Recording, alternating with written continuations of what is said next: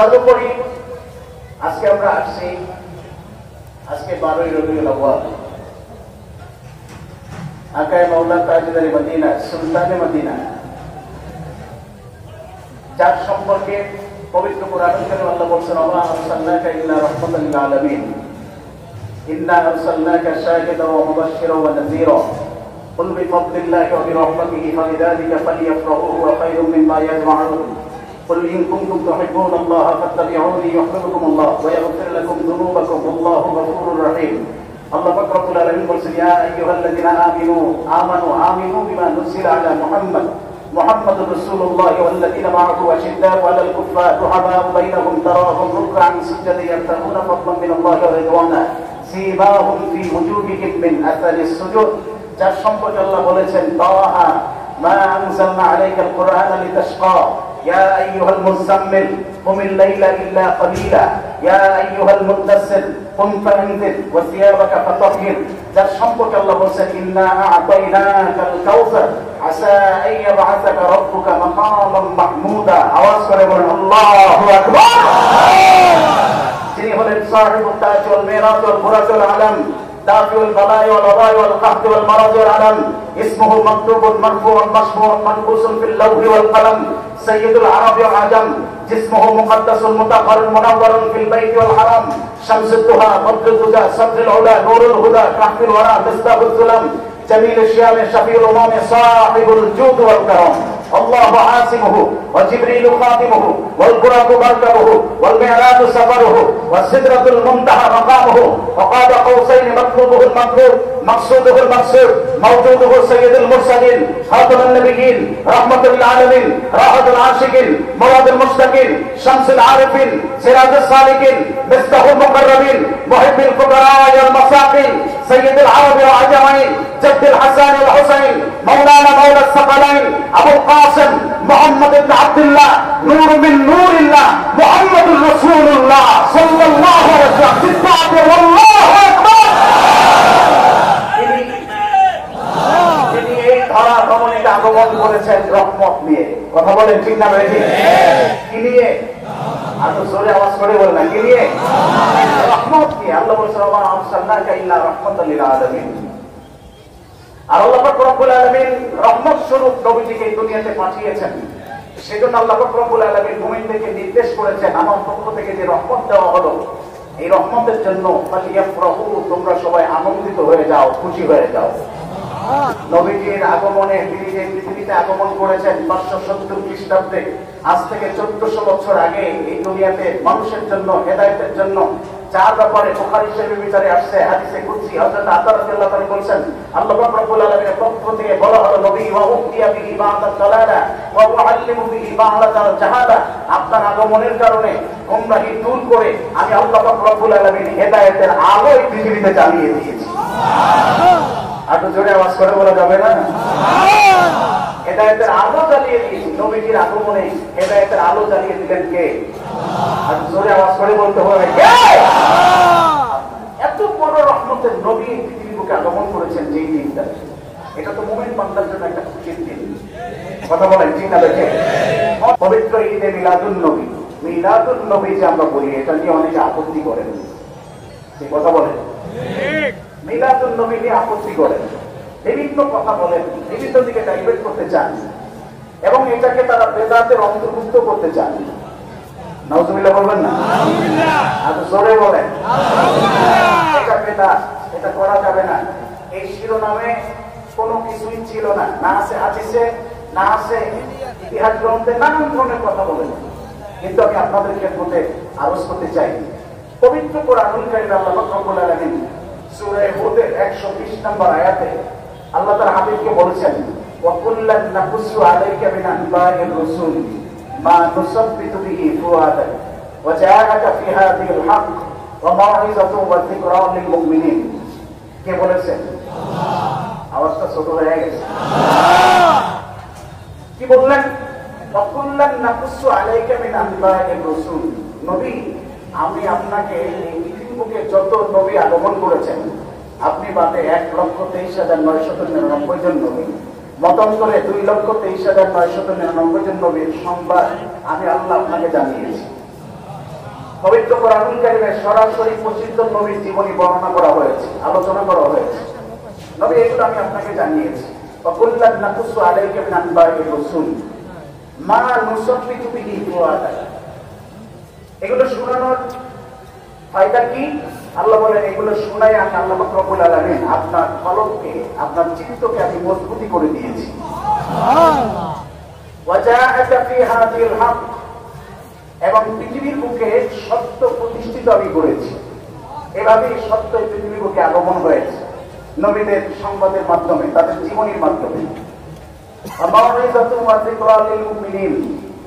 আর নবীদের আলোচনার ভিতরে উম্মতের জন্য উপদেশ আছে, নসিহত আছে। আমি আপনাদেরকে মধ্যে জানতে চাই, এই পৃথিবীর বুকে যত নবী আগমন করেছেন তাদের সংবাদ আল্লাহ পাক রব্বুল আলামিন জানাইছেন কাকে? এই কথা বলে নবীজি। কাকে জানাইছেন? নবীজিকে। আচ্ছা, নবীজি আল্লাহর পক্ষ থেকে যা কিছু জানছেন এটা আল্লাহ পাক রব্বুল আলামিন তার পক্ষ থেকে নবীজিকে দেওয়ার পরে আল্লাহর হাবিব এটা সাহাবায়ে কেরামদেরকে বলে নাই।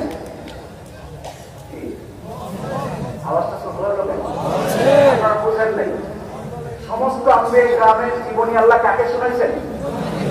নবীকে শোনাইছেন। নবী শুই না এগুলো তার কাছে গোপন রাখছেন না সাহাবীদের কাছে বলছেন? বলছেন কিনা? বলছেন। কাদের আলোচনা? নবীদের। অন্যান্য তো আছে, বিশেষ করে নবীদের কথা বলতেছে, নবীদের আলোচনা বলছেন। আচ্ছা, নবীদের পক্ষ থেকে যখন আল্লাহর পক্ষ থেকে এই নসিহতগুলো, এই কথাগুলো, কোরআনের আয়াতগুলো যখন পাঠ করা হলো, নবীদের জীবনী যখন শোনানো হলো, আল্লাহর হাবিব সাল্লাল্লাহু আলাইহি ওয়াসাল্লাম এগুলো যখন বর্ণনা করলেন, নবীদের সামনে সাহাবীরা ছিলেন কি ছিলেন না? তারা শুনছে কি শুনেন নাই? শুনছেন। তাহলে নবীজির সরাসরি অন্যান্য আম্বিয়া কেরামের জীবনী সাহাবায়ে কেরামদেরকে পড়ছেন, এই কথা পবিত্র কোরআনুল কারীমে আছে না নাই? বোঝা যায় কি যায় না? যায়।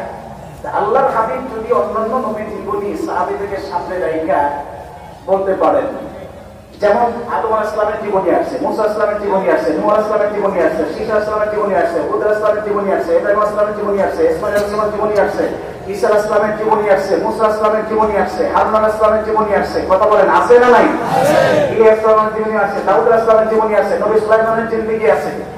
এবং এমন কিছু নবী যাদের টোটাল জিন্দেগিটা শুরু থেকে নিয়ে একেবারে টোটাল জিন্দেগিটা আল্লাহ পাক রব্বুল আলামিন নবীকে শুনাইছেন। তার ভিতরে অন্যতম একজন নবী ছিলেন সাইয়েদনা হযরতে, কে বলতে পারেন? ইউসুফ আলাইহিস সালাম। তার ব্যাপারে পবিত্র কোরআনের একটা সূরা আছে, সূরা ধরে বলেন না, যাকে বলা হচ্ছে আহসানুল কাসাস। কোন ব্যক্তি যদি এই পৃথিবীর বুকে ধারাবাহিকভাবে উত্তম ঘটনাবলী পড়তে চায়, শুনতে চায়, জানতে চায়, তাহলে সে যেন সূরা ইউসুফের দিকে জীবনী, সূরা ইউসুফের দিকে চোখ রাখে। টোটাল জিন্দেগিটা আল্লাহ তুলে ধরেছে। অন্যান্য নবীদের জীবনী আছে। ঈসা আলাইহিস সালাম কিভাবে দুনিয়াতে আসলেন, মুসা আলাইহিস সালাম জন্মগ্রহণের পর কিভাবে দুনিয়াতে আসলেন, কি করলেন, মারিয়াম আসলামের জিন্দেগি। কথা বলেন, আছে না নেই? এই সব নবীদের জিন্দেগি আল্লাহ পাক রব্বুল আলামিন নবীকে শুনাইলেন। আর নবী শুনাইলেন কাদেরকে? সাহাবায়ে কেরামদেরকে। এক মজলিসে না, বিভিন্ন মজলিসে। কথা বলেন, এক মজলিসে, বিভিন্ন মজলিসে। নবীজি যখন যেখানে গেছেন, আয়াত নাযিল হয়েছে মুসা আলাইহিস সালামের ব্যাপারে, সাহাবায়ে কেরামদেরকে সামনে রেখে শুনাইছেন। আয়াত নাযিল হয়েছে ঈসা আলাইহিস সালামের ব্যাপারে, সাহাবায়ে কেরামদেরকে শুনাইছেন। দাউদ আলাইহিস সালামের ব্যাপারে আল্লাহ জানাইছেন, সাহাবায়ে কেরামদেরকে শুনাইছেন। এক প্ল্যাটফর্মে নয়, বিভিন্ন প্ল্যাটফর্মে, বিভিন্ন জায়গায়। তখন অবস্থার পরিস্থিতি এক ধরনের ছিল, আর এখন অবস্থাটা অন্য ধরনের। কিন্তু নবীজি তো তার সাহাবায়ে কেরামদেরকে নবীদের জীবনী শুনাইছেন। শুনাইলেন কেন? আল্লাহ বলছেন এগুলোর ভিতরে উম্মতের জন্য উপদেশ আছে, নসিহত আছে। আমি আপনাদেরকে মধ্যে জানতে চাই, নবীজি যদি অন্যান্য সকল নবীদের জিন্দেগি সাহাবায়ে কেরামদেরকে শুনাইতে পারেন, শুনান, এবং এটা যদি রূহের খোরাক হয়, আত্মার খোরাক হয়, জিকির থাকে, উপদেশ থাকে, নসিহত থাকে, তাহলে আপনারাই বুকে হাত দিয়ে বলেন, এই পৃথিবীর বুকে যত নবী আসছেন সব নবীদের সেরা নবীকে আরো জোরে আওয়াজ করে বলতে হবে, নবী মুহাম্মদ রাসূলুল্লাহ। তার উপরে শ্রেষ্ঠত্ব দিয়ে এই পৃথিবীতে কোন নবীকে আগমন করেছে? আসে নাই। সব নবীদের সেরা তিনি। যিনি ইমামুল মুরসালিন, ইমামুল মুত্তাকিন। কথা বলেন ঠিক না বেশি? আচ্ছা আপনারাই বলেন, আদম ইসলামের জীবনের ভিতরে, মুসা ইসলামের জীবনের ভিতরে, ঈসা ইসলামের জীবনের ভিতরে, দাউদ ইসলামের জীবনের ভিতরে, মুসা নূহ ইসলামের জীবনের ভিতরে, ইব্রাহিম, লূত, হুদ, ইসমাঈল, ইসহাক, আইয়ুব, ইউনূস, এই সব নবীদের জীবনীর ভিতরে যদি উম্মতের জন্য উপদেশ থাকে, নসিহত থাকে, তাদের যদি উপকার হয়, রূহের খোরাক হয়, রূহ যদি জিন্দা হয়, রূহ যদি তাজা হয়, তাহলে সব নবীদের সেরা যিনি, আপনার আমার নবী যিনি, আল্লাহর প্রিয় হাবিব যিনি, তার জিন্দেগির ভিতরে, তার আদর্শের ভিতরে, তার জন্মের ভিতরে উম্মতের জন্য উপদেশ, নসিহত, ওয়াজ আছে না নাই? অন্য সব নবীদের আলোচনা যদি মজলিসে চলে, আমরা বিভিন্ন সময় শুনি তাফসীর মাহফিল, সূরা ইউসুফ তাফসীর হবে, সূরা ইউসুফের তাফসীর করবেন অমুক মাওলানা সাহেব, পুস্তকের ভিতরে তার নাম লেখা থাকে।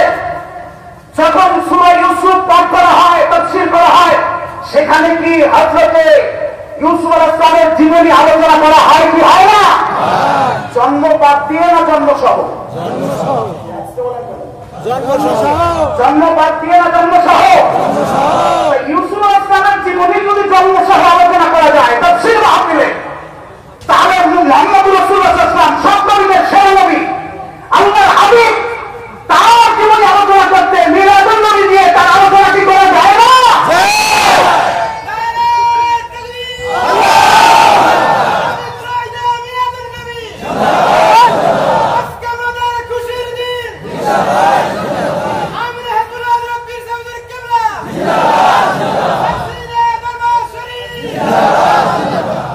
মোহাম্মদের এটাই তো অবস্থা। আরে ভাই, মুসা ইসলাম, অন্যান্য নবীগণ, তাদের আলোচনা, তাদের উপর আমরা ঈমান এনেছি। এই কথা বলে নেবেন, সব নবীদের উপর আমরা ঈমান আনছি না আনি নাই? সব নবীদের মর্যাদা কথা আমরা আলোচনা করি কি করি না? আপনি এইবার একটু নিরপেক্ষ ভাবে চিন্তা করেন। আবার বলা হয় এই নামে তো হাদিসে ছিল না। আমি চ্যালেঞ্জ করে বলছি, সিরাতুন নবী নামে, তাফসীর মাহফিল নামে যদি হাদিস থেকে কেউ দেখাইতে পারে যে এই নামে আছে, তাহলে মিলাদুন নবী না হয় বাদ দিব। সিরাতুন নবী নামে হাদিসে কোনো পাঠ আছে? এই কথা বলেন। আর একটা কথা ভালো করে চিন্তা করেন, আমরা হলাম সিলসিলাদার উপরে আহলুস সুন্নাহ ওয়াল জামাতের আদর্শের অনুসারী। আমাদের ইমাম ইমামে আযম আবু হানিফা রাহমাতুল্লাহ আলাইহি, আমরা এমন, আমরা কঠোরপন্থী নয়, একেবারে নরম নয়, ফাইনাল ইফরাদ ও তাফরিদ, আমরা মধ্যম পন্থা অবলম্বন করি। আমরা বলি আপনারা সিরাত মাহফিল করেন, আমাদের আপত্তি নাই, তাফসীর মাহফিল করেন, আমাদের আপত্তি নেই, করতে থাকেন। তবে একটা কথা মনে রাখবেন, মিলাদ যার, সিরাত তার, সিরাত যার, মিলাদ তার। আগে মিলাদ, পরে সিরাত। কথা বলেন ঠিক না? আগে কি জোরে বলেন, আগে কি মিলাদ, পরে কি সিরাত। ভালো করে বুঝেন, রাসূল পাক সাল্লাল্লাহু আলাইহি ওয়াসাল্লাম যিনি দুনিয়াতে তাশরীফ নিয়েছেন, মা আতাকুমুর রাসূলু ফাখুযুহু, আল্লাহ বলেছেন তিনি যা নিয়ে এসেছেন গ্রহণ করো, আর যা কিছু থেকে তিনি নিষেধ করেছেন সেটা বর্জন করো। আতিউল্লাহ ওয়া আতিউর রাসূল ওয়া উলিল আমরি মিনকুম, আল্লাহর আনুগত্য, রাসূলের আনুগত্য, উম্মতে মুহাম্মাদের মধ্যে মুমিনদের আনুগত্য। কে বলেছেন? আল্লাহ। কে বলেছেন? এই আনুগত্যকে মানতে হবে, আমি মানব। আচ্ছা বলেন তো দেখি, রাসূল পাক সাল্লাল্লাহু আলাইহি ওয়াসাল্লাম যখন কাফের মুশরিকদের কাছে তার নবুয়তের দাওয়াত দিয়েছিলেন, তখন কি তিনি তার পরিচয় গোপন করে দিয়েছেন না পরিচয় দিয়ে দিয়েছেন? আসতে বলেন কেন? নবীজি তার নবুয়তের দাওয়াত প্রচার করছেন, তার নিজের পরিচয় গোপন করে, পরিচয় দিয়া কি বলছেন? আর মোহাম্মদ ইবনে আব্দুল্লাহ ইবনে আব্দুল মুত্তালিব, আমি মোহাম্মদ, আমার পিতা আব্দুল্লাহ, আমার দাদা আব্দুল মুত্তালিব, আমি কুরাইশ বংশের লোক, আমার কাছে আল্লাহর পক্ষ থেকে ওহী আসে, আমাকে আল্লাহ নবী হিসাবে মনোনীত করেছেন। আল্লাহ আমাকে বলেছেন আমি যেন তাওহীদ এবং রিসালাতের দাওয়াত দেই, তোমরা এই একত্ববাদের তলে আসো, আল্লাহ পাক রব্বুল আলামিনের শান্তির ছায়ার তলে আসো, তোমরা বলো লা ইলাহা ইল্লাল্লাহ মুহাম্মাদুর রাসূলুল্লাহ। রাসূল পাক সাল্লাল্লাহু আলাইহি ওয়াসাল্লাম তার পরিচয় দিয়েছেন। তাহলে বোঝা যায় যে আমার আখলাকগুলো, আমার চরিত্রগুলো, এটা মানুষ গ্রহণ করবে যদি আমার নিজের চরিত্র ভালো হয়। ঠিক না ভাই? ঠিক ঠিক না ভাই? ঠিক। এই যে আমার নিজের পরিচয়টা দেওয়া কিংবা ব্যক্তির পরিচয়টা সমাজে প্রকাশ করা, এটা কি বলা হয়েছে? মিলাদ। কি বলা হয়েছে? এটা কি মিলাদ? এটা হলো মিলাদ। ব্যক্তি সম্পর্কে যখন জানবো তার প্রতি শ্রদ্ধা তত বাড়বে। জন্ম আলোচনা করা এটা একটা পদ্ধতি ব্যাপার। অনেক মানুষ এখানে আছেন, নিরপেক্ষ ভাবে একটু বলেন, দুই মেয়ে যদি একত্রিত হন, বন্ধু যদি একত্রিত হন কোথাও চার টেবিলে নাস্তার টেবিল, বন্ধুর একসময় ফোন করে বলছিলেন যে বন্ধু আমার মেয়েটা অসুস্থ, দোয়া করি, হাসপাতালে নিয়েছি, সিজারও করা লাগতে পারে, কি যে একটু করবো বলতে পারি না, একটু দোয়া করি, এতটুকু বইলা ফোনটা গাইতে দিয়েছিলেন। 15-20 দিন পর হঠাৎ করে আপনার বন্ধুর সাথে দেখা হলো অনেক অনেক পটুয়াখালী চৌরাস্তায় টলের নিচে। দেখার পরে বন্ধু হাত ধরে টান দিয়ে চা দোকানে বসাই চা নাস্তা বাড়ি করে বন্ধু তুমি যে বলছিলা তোমার মেয়েটা অসুস্থ, আমিও ব্যস্ততার কারণে খবর নিতে পারি নাই, আসলে বলো তো কি হয়েছিল, কিভাবে কি করছো, ম্যানেজ করছো কিভাবে? তখন সে বলতে থাকে যে আমার বললো না ভাই, ওই যে তোমার রাত্র 10টার সময় ফোন দিস, তারপরে তো 1 ঘন্টা 1.5 ঘন্টা ডাক্তারের সাথে সাক্ষাৎ করতে পারি নাই, রাত্র 1টার সময় ডাক্তার খবর দিচ্ছে এখনই সিজার করতে হবে, অপারেশন করতে হবে, ব্লাড রেডি করেন। আমার মেয়ের ব্লাড হলো পজিটিভ, সারা ডাক্তারখানা খুঁজছি কোথাও রক্ত পাই না, বিভিন্ন জায়গায় খোঁজ খবর নিয়ে বাস পাইছি, পাওয়ার পরে এই রাত্র 1টায় অপারেশন হইল। এরপরে আল্লাহ পাক রব্বুল আলামিন আমাকে একটা নাতি দিছে বা নাতনি দিছে, নাম রাখছি এই। আলহামদুলিল্লাহ আমার নাতনিটাও সুস্থ, আমার পুত্রবধূটাও সুস্থ, এখন মোটামুটি ভালোই আছি। আচ্ছা বলেন তো দেখি, এখানে কি নাতনির জন্ম বৃত্তান্ত আলোচনা করছে না করেনি? তখন কি পাশে যে থাকে চুপ করে দেয়, খবরদার এটা বলিস না, এটা বলার জিনিস না, এটা বলতে হয় না। কিংবা যারা এই মিলাদুন নবীকে, নবীজির জন্ম বৃত্তান্ত নিয়ে কটাক্ষ করে, তারা কি তাদের নাতি, তাদের ভাতিজা, তাদের ভাইনা, তাদের নিজের ছেলের ব্যাপারে যখন এই ধরনের কোন সিচুয়েশনে পড়ে, সেই কথাগুলো কি তাদের বন্ধুদের সাথে, তার চাচার সাথে, তার বাবার সাথে শেয়ার করে কি করে না? তুমি তো তোমার নাতির কথা আলোচনা করে দিলা, তোমার নাতি কেমনে আসছে? তুমি তো তোমার নাতি যখন 12 বছর হয়েছে ঠিকই হুজুরের কাছে নিয়ে গেছো, হুজুর এই আমার কোন নাতি এইরকম এরকম সিচুয়েশনে বুঝলামই না যে বাঁচবে, আল্লাহ বাঁচায় রাখছে, একটু দোয়া করে দিয়ে। হুজুরের সামনে তো তোমার নাতির নাম, তার জন্ম কোন তারিখে হয়েছে, কোন দিন কিভাবে, সেটাও তো আলোচনা করলাম। কিন্তু নবীজির জন্ম বৃত্তান্ত নিয়ে আলোচনা করলে এত চুলকানি কেন? কথা বলেন না কেন? আরো জোরে বলেন। কেউ কি আপত্তি করছে? কে করছে? নাতির ব্যাপারে তো কেউ আপত্তি করে না, ছেলের ব্যাপারে তো কেউ আপত্তি করে না। তখন তারা শুনতে চায় যে বলো বলো বলো বলো, শুনতেছি বলো, তখন তো সেটা ভালো লাগে। কিন্তু আমার নবীজির জন্ম বৃত্তান্ত শুনতে এত বিজ্ঞান। মনে রাখবা, এই পৃথিবীর মুখে যত মানুষ আগমন করেছে, আদম থেকে শুরু করে ঈসা রুহুল্লাহ হয়ে যত মানুষ এই পৃথিবীতে এসেছেন, যত নবী আগমন করেছেন, কোন নবীর জন্মের ভিতরে, কোন নবীদের আলোচনার ভিতরে এত মজা নাই যেমনটা মজা আপনার আমার নবীর আগমনের ব্যাপারে আলোচনা করে মানুষ পায়। বিশ্বাস হয় আপনাদের? কার কার হয় হাত তুলে দেন। আরে ভাই, আপনার আমার বিশ্বাস তো সাহাবীদের মতো হবে। আপনারা জানেন হযরত হাসান বিন সাবিত রাদিয়াল্লাহু তাআলা আনহু নবীজির একজন সাহাবী ছিলেন। উনি কবিতা বলতেন, কবিতা লিখতেন, যুদ্ধের ময়দানে কবিতা শোনাতেন। বিভিন্ন সময় আল্লাহর হাবিবকে হাসি খুশি রাখার জন্য বিভিন্ন কবিতা নবীজিকে আবৃত্তি করে শোনাতেন। খুশি হয়ে নবীজি তার জন্য মসজিদে নববীতে একটা মেম্বার তৈরি করে দিলেন, মেম্বারে হাসান। হাসান তুমি এখানে দাঁড়ায় দাঁড়ায় কবিতা শোনাবা, সাহাবীরা শুনবে, আমি শুনবো। যে কোনো একদিন হঠাৎ করে নবীজি হাসান বিন সাবিতকে বললেন, এই হাসান মেম্বারে আসো, নবীজির হুকুম আসতে হবে। চলে আসলেন মেম্বারে, দাঁড়াই নবীজি বললেন কবিতা বলো। হাসান বিন সাবিত রাদিয়াল্লাহু আনহু চিন্তা করলেন কি কবিতা শোনাবো, নবীজি বলছেন কবিতা পড়তে, কি কবিতা নবীকে শোনাইতে পারে, কি শোনাইতে পারে? কিছুক্ষণ নীরব থেকে উনি দীর্ঘ লম্বা একটা কবিতা শুরু করলেন। আল্লাহর হাবিব কবিতাটা শুনে এত খুশি হলেন, নবীজি দোয়া করলেন সাহাবীদেরকে সামনে রেখে, আল্লাহুম্মা আইয়িদহু বিরূহিল কুদুস, আল্লাহ তুমি হাসান বিন সাবিতকে জিবরাইল মারফত সাহায্য করো। আওয়াজটা ছোট হয়ে গেল, আরো জোরে না। কার মারফতে? যে হাসান বিন সাবিতের জবান থেকে যেন এরকম আরো সুন্দর সুন্দর কবিতা বের হয়, এটা আল্লাহ জিবরাইলের দ্বারা তাকে সাহায্য করো। কি বললেন হাসান বিন সাবিত রাদিয়াল্লাহু আনহু? কবিতা কি বললেন যে নবী এত খুশি হলেন, দোয়া করলেন? দীর্ঘ লম্বা কবিতার ভিতরে হযরতে হাসান বিন সাবিত রাদিয়াল্লাহু তাআলা আনহু আল্লাহর হাবিবকে শোনালেন, সাহাবায়ে কেরামদের সামনে রেখে, ইন্নাকা ওয়ালিদতা মুবাররাআন মিন কুল্লি আইবিন কাআন্নাকা খুলিকতা কামা তাশা ওয়া যাম্মাল ইলাহু ইসমান নাবিয়্যি বিইসমিহি ইযা ক্বালা আল মুআজ্জিনু ফিল খামসি আশহাদু ওয়া শাক্কা লাহা বিইসমিহি লিয়ুযিল্লাহু ফাযুল আরশি মাহমুদুন ওয়া হাযা মুহাম্মাদুন। আর জোরে হবে। হযরত হাসান বিন সাবিত রাদিয়াল্লাহু আনহু বললেন, ইন্নাকা উলিদতা মুবাররাআন মিন কুল্লি আইবিন, আরবি এই দুনিয়ার বুকে আপনি তাশরীফ নিয়েছেন, আগমন করেছেন সকল প্রকারের দোষ ত্রুটি থেকে মুক্ত হয়ে।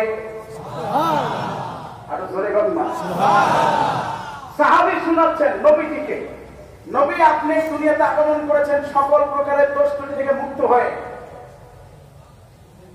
আপনারা খুঁজে দেখেন বেদায়া ওয়া নিহায়া কিতাবের ভিতরে ইমাম ইবনে কাসির রাহমাতুল্লাহ আলাইহি কত চমৎকার ভাবে আলোচনা করেছেন। সেখানে হাদিস এনেছেন সরাসরি রাসূল পাক সাল্লাল্লাহু আলাইহি ওয়াসাল্লামের আম্মা জান আমেনা থেকে। হযরত আমেনা নিজের কওল যে শোনো, এই পৃথিবীর বুকে যত শিশু জন্মগ্রহণ করে, করার পরে তো তাদের গায়ে রক্ত অথবা পানি লেগে থাকে, মুছে দিতে হয়, গোসল করাইতে হয়, কিন্তু আমার শিশু মুহাম্মদ যখন এই দুনিয়াতে আসছে তার গায়ে কোনো রক্ত কিংবা পানি জাতীয় কিছুই ছিল না। উনি বলছেন যে কেমন যেন তাকে গোসল করিয়ে পাঠানো হয়েছে। হাদিসে বলা হয়েছে, আম্মা জান বলেন যে আমার শিশু মুহাম্মদ যখন দুনিয়াতে আসছে তার নাভি কর্তৃত ছিল, নাভি কর্তৃত ছিল এবং তিনি খৎনা অবস্থায় দুনিয়াতে আসছেন। ইতিহাস শাস্ত্র ইবনে কাসির লেখেন, শুধু তাই নয়, মা আমেনা বলতেছে আমার শিশু মুহাম্মদ সাল্লাল্লাহু আলাইহি ওয়াসাল্লাম যখন দুনিয়াতে আসলেন, তাকে যখন আমি দুনিয়াতে প্রসব করেছি, আমার পেট থেকে যখন তিনি ভূমিষ্ঠ হয়েছেন, তখন তার গায়ে সাদা একটা রুমাল পেঁচানো ছিল। এজন্য নবীজি বলছেন আমার জন্ম থেকে নিয়ে এই পর্যন্ত আমার লজ্জাস্থান কেউ দেখতে পারেনি। আর জোরে আওয়াজ করে বলেন। শিশু বয়সে তো মানুষের ছোট বাচ্চাদের লজ্জাস্থান দেখে কি দেখে না, কিন্তু এই জমিনে একজন নবী যার লজ্জাস্থান পৃথিবীতে কেউ দেখতে পারে, এমনকি তার মাও দেখতে পারে। জান্নাত থেকে তাকে সাজগোজ করে পাঠানো হয়েছে, এমন ভাবে তিনি দুনিয়াতে আসছেন। আরে ভাই, নবীজির আগমন তো পরে, আল্লাহর হাবিব সাল্লাল্লাহু আলাইহি ওয়াসাল্লাম যখন তার মাতৃ গর্ভে ছিলেন, মায়ের গর্ভে, তখন নবীজির আম্মা জানের অবস্থা এরকম ছিল। হাদিস প্রমাণ করে আমেনা বলেন যে আমার ব্যাপারে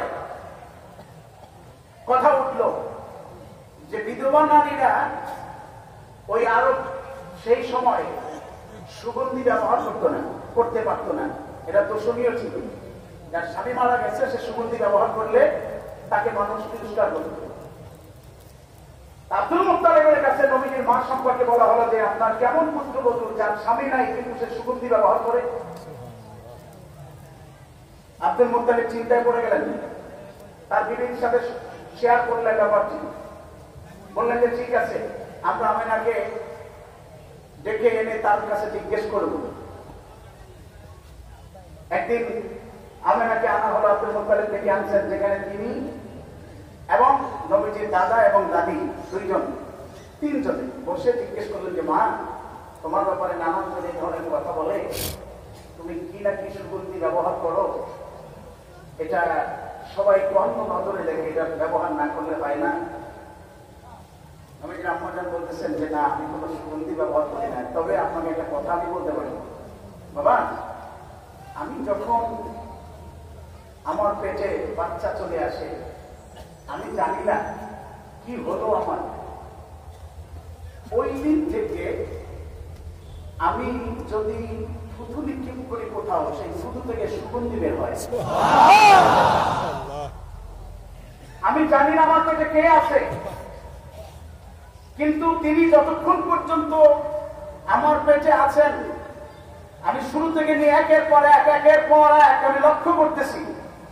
আমি রাস্তা দিয়ে যখন হেঁটে যাই, গাছের দুই পাশে, রাস্তার দুই পাশের গাছগুলো কেমন যেন হেলে দুলে আমার দিকে আসতে থাকে। আমি যখন মরুর পথ দিয়ে হাঁটা শুরু করি, আকাশের মেঘগুলো আমাকে ছায়া দিতে থাকে।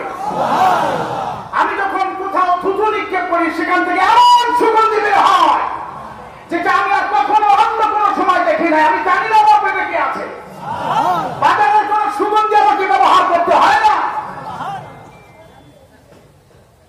এমন নবী আমেনা বলতেছেন, আমার পেটে যখন সন্তান আসলো, রাত্রিবেলা আমাকে স্বপ্নে দেখানো হলো, রাত্রিবেলা আমাকে বলা হলো জানে না, এটা কাসিরের ভিতরে, এটা কাসির, সেটা নেহার ভিতরে চমৎকার ভাবে দেখেছেন, আপনারা ইচ্ছা করলে দেখে নিতে পারেন, যে আমাকে স্বপ্নে বলা হলো তোমার পেটে যিনি আছেন তিনি উম্মতের সর্দার হবেন। সুতরাং তিনি যখন দুনিয়াতে আগমন করবেন, তুমি তাকে এক আল্লাহর আশ্রয় ছেড়ে দিবা এবং তার নাম রাখবা মুহাম্মদ। আর জোরে বল না। এত সুন্দর ভাবে আমার নবীজি দুনিয়াতে আসলেন। নবীজির সামনে সাহাবী বর্ণনা করতেছেন, ইন্নাকা উলিদতা মুবাররাআম মিন কুল্লি আইবিন কাআন্নাকা খুলিকতা কামা তাশা। আসমান জমিন, গ্রহ নক্ষত্র, চন্দ্র সূর্য, ধুমতিকা নিহারিকা গ্লাক্সি সহ হাজার হাজার মাখলুকাত, সৃষ্টির উপরে যা আছে, মাটির নিচে যা আছে, লৌহে কলম উপরে যা আছে, আরশের উপরে, তাহতে সারা জমিনের নিচ পর্যন্ত যা কিছু আল্লাহ সৃষ্টি করেছেন, সব কিছু আল্লাহ পাক রব্বুল আলামিন নিজের ইচ্ছায় বানাইছেন। কোনটাকে কিভাবে বানাতে হবে নিজের সিদ্ধান্ত অনুযায়ী নিয়েছেন। কিন্তু নবী আপনার ব্যাপারে বলি, হযরত হাসান বিন সাবিত রাদিয়াল্লাহু আনহু বলতেছেন, আপনার ব্যাপারে বলি, আপনাকে যে আল্লাহ বানাইছেন, আপনার ইচ্ছা অনুযায়ী আল্লাহ আপনাকে বানাইছেন। অন্য সব কিছু সৃষ্টি করছেন আল্লাহ নিজের ইচ্ছা অনুযায়ী, কিন্তু আপনাকে আল্লাহ সৃষ্টি করছেন আপনার ইচ্ছা অনুযায়ী। আপনি যেমন চাইছেন আল্লাহ আপনাকে তেমন বানাইছেন।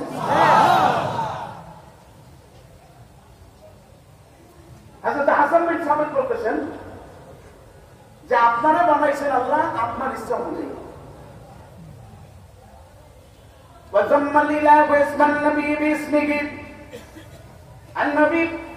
মহান রব আপনাকে এতটা ভালোবাসেন যে আল্লাহ পাক রব্বুল আলামিন তার নামের সাথে আপনার নামটা মিলাইয়া দিয়েছে।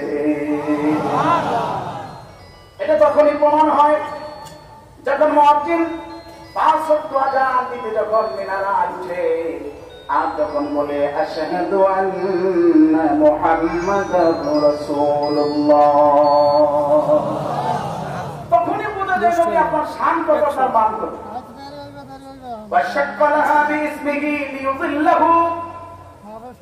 নবী আপনার রব আপনাকে এতটা ভালোবাসেন যে কেমন যেন তার নামের একটা অংশ কেটে আপনার নাম রেখে দিয়েছেন। আল্লাহর নামের একটা অংশ কেটে যেন কেমন লাগে আপনার নাম আল্লাহ রেখেছেন। কারণ ফাদুল আরশে মাহমুদুন, ওই আরশের অধিপতি যিনি, তার একটা গুণবাচক নাম হইল মাহমুদ, আর আপনার নাম হইল মুহাম্মদ। আর জোরে আওয়াজ করে বলেন না সুবহানাল্লাহ।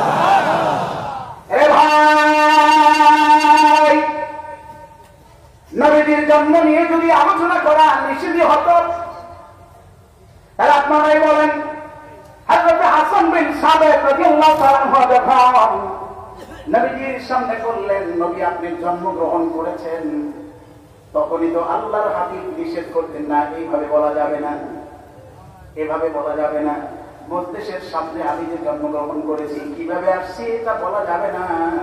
হাসান চুপ থাকো, অন্য কবিতা বলো। কিন্তু নবীজি তো শুনলেন, সাহাবায়ে কেরামদেরকেও শুনাইলেন। আল্লাহর হাবিব খুশি হয়ে দোয়া করলেন, আল্লাহ গো হাসান বিন সাবেককে জিবরাইলের মারফত সাহায্য করো। তাহলে বোঝা যায় নবীজির জন্ম নিয়ে আলোচনা করলে নবীজি খুশি হয় না বেজার হয়? এই বিশ্বাস আছে কার কার? হাত তুলে দেন। নবীজি খুশি হন, নবীজি খুশি হন। তবে হ্যাঁ, কারণ এর ব্যাপারে আমাদের কোনো ইসলাম নেই, কোনো আপত্তি নেই, মনের ভিতরে কোনো দ্বিধা নেই, সংশয় নেই। আমার নবীজি খুশি হয় সেটা আমরা উপলব্ধি করি, কারণ আমরা মানি আপনার আমার নবী হায়াতুন নবী, জিন্দা নবী। কথা বলেন ঠিক আছে? তোমরা যারা নবীকে মূর্ত নবী বানিয়ে দিয়েছো, নবীকে মাটির সাথে মিশিয়ে দিয়েছো, সাধারণ নরক বলেছো, বড় ভাইয়ের মতো মনে করছো, তোমাদের দ্বারা এটা সম্ভব বলা, আমাদের দ্বারা এটা সম্ভব নয়, কারণ আমরা নবীকে হায়াতুন নবী মানি। কথা বলেন ঠিক আছে?